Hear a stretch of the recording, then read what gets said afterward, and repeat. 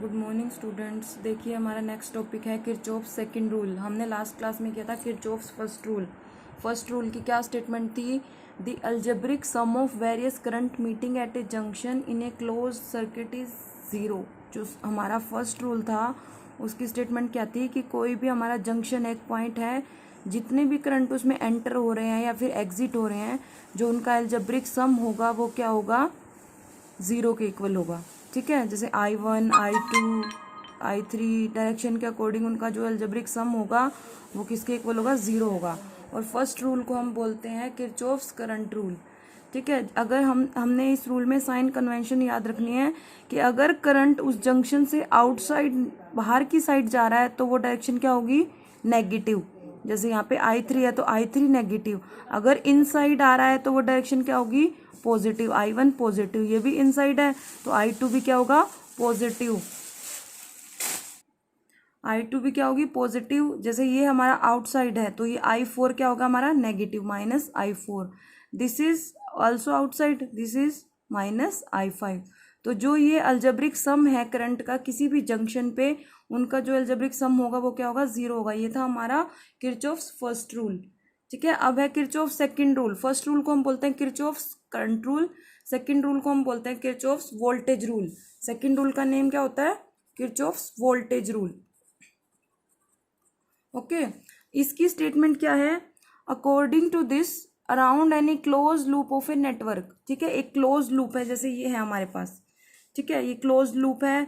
Point कौन कौन से हैं? A B C D E F, जैसे सपोज क्लोज लूप है तो इस क्लोज लूप में the algebraic sum of change in potential must be zero. जो पोटेंशियल का चेंज है वो क्या होना चाहिए? ज़ीरो। या फिर इसकी दूसरी स्टेटमेंट है, और इन ए क्लोज लूप या फिर मैश, जैसे हमारा क्लोज लूप है, the algebraic sum of EMF is equal to sum of product of various resistance and current. जो अलजेब्रिक सम है, समेशन क्या होता है? सम ऑफ EMF किसके इक्वल होगा? Sum of multiplication of current and resistance. यही तो होता है हमारा change in potential. E minus IR ही तो क्या होता है हमारा? Change in potential is equal to zero. या तो फिर हम ये स्टेटमेंट बोल सकते हैं DV is equal to zero, या फिर हम कह सकते हैं EMF का सम किसके इक्वल होगा? करंट और रेजिस्टेंस की प्रोडक्ट के सम के इक्वल। अब देखिए ये कैसे होगा। जैसे हमने ये क्लोज लूप कंसीडर कर लिया। कौन सा क्लोज लूप है? In close loop ABCDEF, ABCDEF। अब देखो यहाँ पे जो सम ऑफ EMF किसके इक्वल होगा? Sum of product of resistance and current in the circuit. अब देखो वहां पे भी साइन कन्वेंशन थी फर्स्ट रूल में कि करंट इनसाइड हो रहा है तो पॉजिटिव होगा, आउटसाइड हो रहा है तो नेगेटिव होगा। यहाँ पे भी साइन कन्वेंशन है जो आपको याद रखनी है। सेकंड रूल में साइन कन्वेंशन क्या है? अगर हम किसी भी, जैसे इस पाथ में जा रहे हैं ABCDEF, अगर EMF का नेगेटिव टर्मिनल पहले आता है, देखो यहाँ पे हम ABCD से जा रहे हैं तो पॉजिटिव टर्मिनल पहले है तो EMF क्या हो जाएगा? नेगेटिव हो जाएगा। ठीक है, अगर नेगेटिव टर्मिनल पहले आता है तो हमारा EMF पॉजिटिव होगा, अगर पॉजिटिव टर्मिनल पहले आता है तो EMF नेगेटिव होगा। ठीक है, तो इस पाथ में हमारा जो E2 है वो क्या हो जाएगा? नेगेटिव, क्योंकि इसका पॉजिटिव टर्मिनल क्या आ रहा है? फर्स्ट आ रहा है। ठीक है, उसके बाद सेकंड रूल है, जैसे हम इस पाथ में जा रहे हैं और करंट की डायरेक्शन भी क्या है? इसी पाथ में है, तो हमारा जो I और R की प्रोडक्ट क्या होगी? पॉजिटिव होगी। जैसे ABCDEF में I1 और R1 ये दोनों क्या होंगे? क्योंकि पॉजिटिव होंगे, क्योंकि हमारी डायरेक्शन भी यही है इस क्लोज पाथ को मूव करने की, और करंट फ्लो की डायरेक्शन भी क्या है? सेम है। तो I1 R1 पॉजिटिव, क्योंकि देखो EMF किसके इक्वल होगा? I और R की प्रोडक्ट के इक्वल। ठीक है, अब मैं आपको बताती हूँ। जैसे हमने ये सर्किट ले लिया, साइन कन्वेंशन आपको पता चल गई कि अगर नेगेटिव टर्मिनल पहले आता है, सेल का नेगेटिव टर्मिनल फर्स्ट होता है तो वहां पे EMF पॉजिटिव। ठीक है, नेगेटिव टर्मिनल फर्स्ट होता है तो EMF positive and vice versa. Second case है, अगर हमारी डायरेक्शन भी सेम है और करंट भी सेम डायरेक्शन में फ्लो हो रहा है, current in same direction, then I और R की प्रोडक्ट क्या होगी? पॉजिटिव होगी।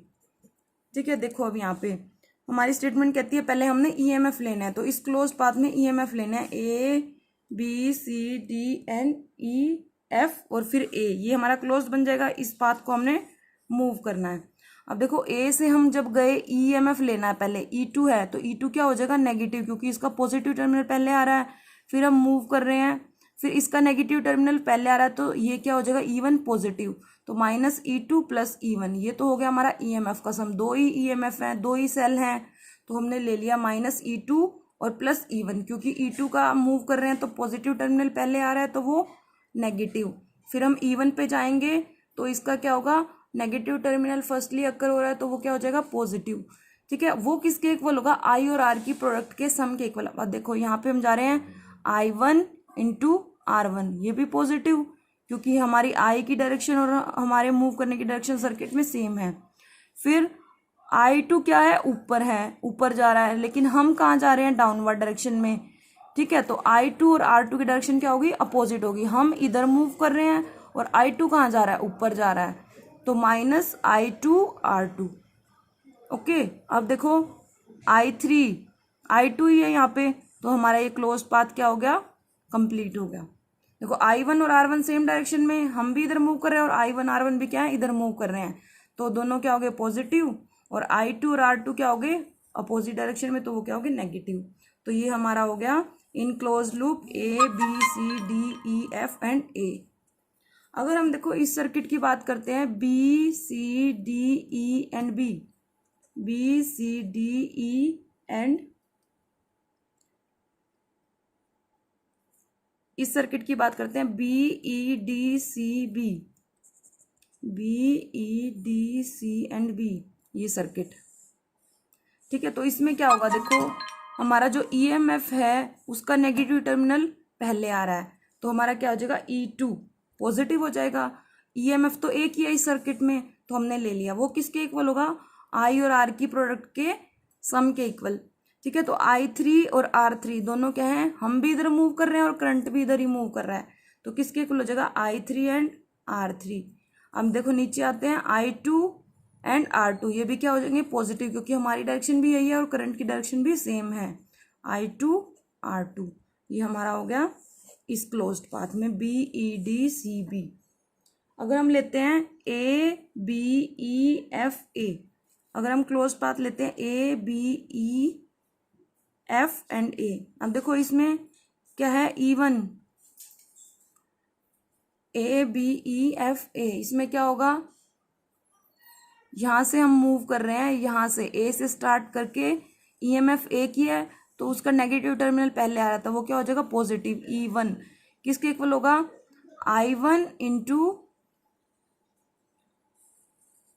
अब देखो I3 और R3 क्या है, एक ही डायरेक्शन में, तो हमने क्या ले लिया पॉजिटिव।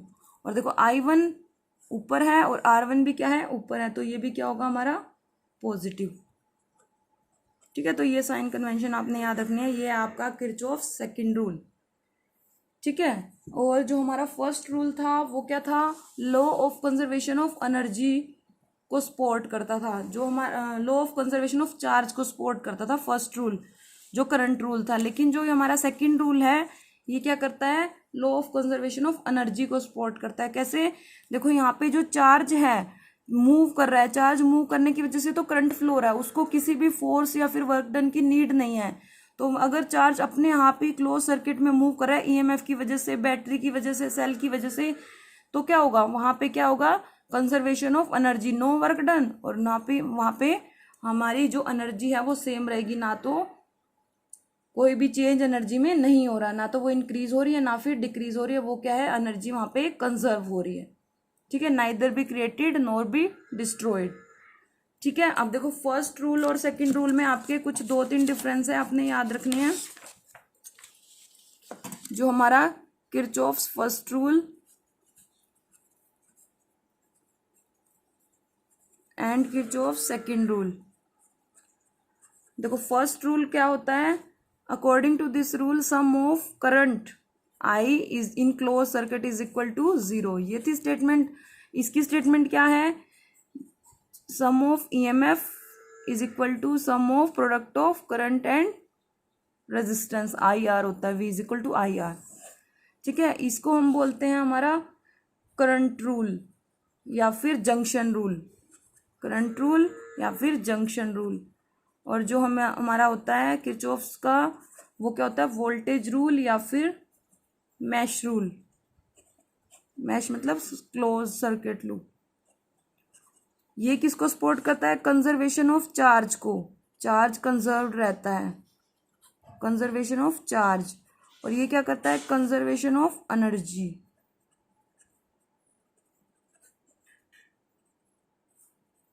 ये क्या होता है, ओपन और क्लोज दोनों सर्किट में अप्लाई होता है, ओपन एंड क्लोज। और ये सिर्फ क्या होता है, क्लोज लूप में ही अप्लाई होता है। तो ये हैं आपके कुछ डिफरेंस जो 1 या 2 नंबर में आ सकते हैं एग्जाम में, तो आपको ये याद होने चाहिए। ओके, ये था आपका किरचॉफ सेकंड रूल के बारे में, जो होता है वोल्टेज रूल। इसमें क्या होता है, एक साइड ईएमएफ का सम होता है, एक साइड करंट और रेजिस्टेंस की प्रोडक्ट का सम होता है। मींस दोनों क्या होते हैं, आपस में इक्वल होते हैं। और आपको साइन कन्वेंशन याद रखनी है कि ईएमएफ से अगर हम जिस पाथ से जा रहे हैं, ईएमएफ का नेगेटिव टर्मिनल पहले आता है तो वो पॉजिटिव बनेगा। अगर पॉजिटिव टर्मिनल आता है तो उस ईएमएफ को हम लेंगे नेगेटिव।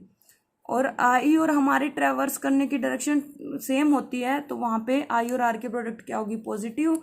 अगर हमारी और करंट की डायरेक्शन डिफरेंट होती है तो आई आर की प्रोडक्ट क्या होगी, नेगेटिव। और दोनों को क्या करना है, हमने इक्वेट करना है। ठीक है, if any problem then discuss. Okay जी, थैंक यू।